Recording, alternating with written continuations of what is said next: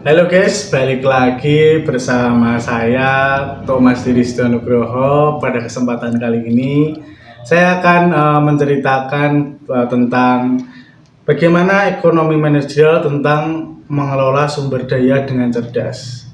Nah, pada kesempatan kali ini saya akan menjelaskan tentang mengelola sumber daya dengan cerdas.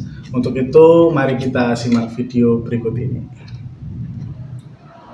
Baik, untuk menyajikan tinjauan tentang ekonomi manajerial, termasuk konsep dasar, pengambilan keputusan, perencanaan, pengendalian, dan penerapan dalam praktek bisnis. Yang pertama ada definisi ekonomi manajerial. Ekonomi manajerial adalah cabang ilmu ekonomi yang mempelajari bagaimana organisasi menggunakan sumber daya secara efisiensi untuk mencapai tujuan mereka melalui pengambilan keputusan yang rasional. Kemudian ada konsep-konsep dasar ekonomi manajerial.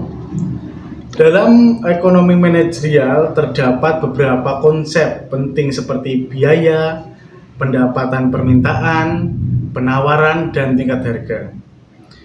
Memahami konsep-konsep ini membantu manajer mengambil keputusan yang tepat. Kemudian pengambilan keputusan dalam ekonomi manajerial itu ada 3. Yang pertama ada mengumpulkan data, yang kedua ada mengidentifikasi alternatif, yang ketiga ada mengevaluasi konsekuensi. Kita bahas yang pertama tentang mengumpulkan data, yaitu manajer mengumpulkan data dan menganalisis data terkait untuk mendapatkan pemahaman yang mendalam tentang situasi yang dihadapi. Yang kedua, mengidentifikasi alternatif. Manajer menghasilkan berbagai alternatif yang mungkin untuk menyelesaikan masalah atau mencapai tujuan lainnya. Yang ketiga, mengevaluasi konsekuensi. Manajer mengevaluasi konsekuensi dari setiap alternatif, termasuk biaya, manfaat, risiko, dan dampak sosial. Kemudian perencanaan dalam ekonomi manajerial itu yang pertama ada menentukan tujuan, yaitu manajer menetapkan tujuan jangka pendek dan jangka panjang yang ingin dicapai oleh organisasi. Yang kedua, mengalokasikan sumber daya.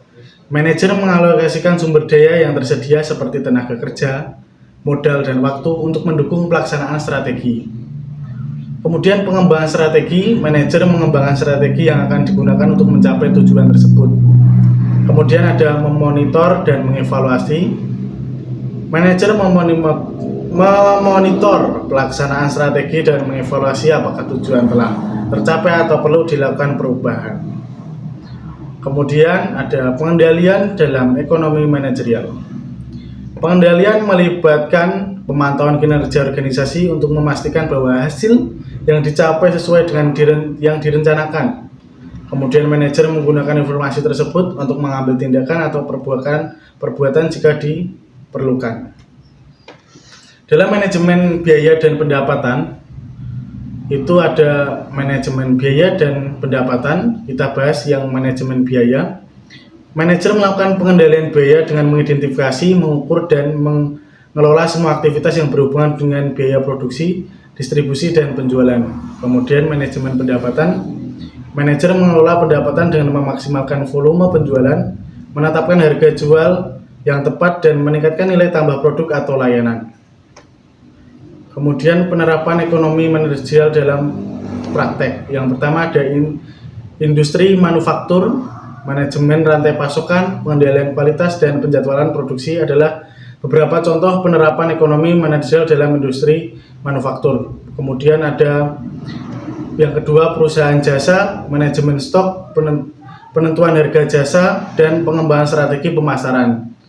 Ada beberapa contoh penerapan ekonomi manajerial dalam perusahaan jasa. Yang ketiga, organisasi nirlaba.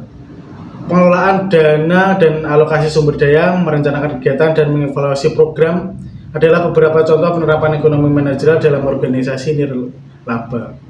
Baik, itu tadi penjelasan saya tentang materi yang kita bahas, yaitu tentang ekonomi manajerial, tentang mengelola sumber daya dengan cerdas.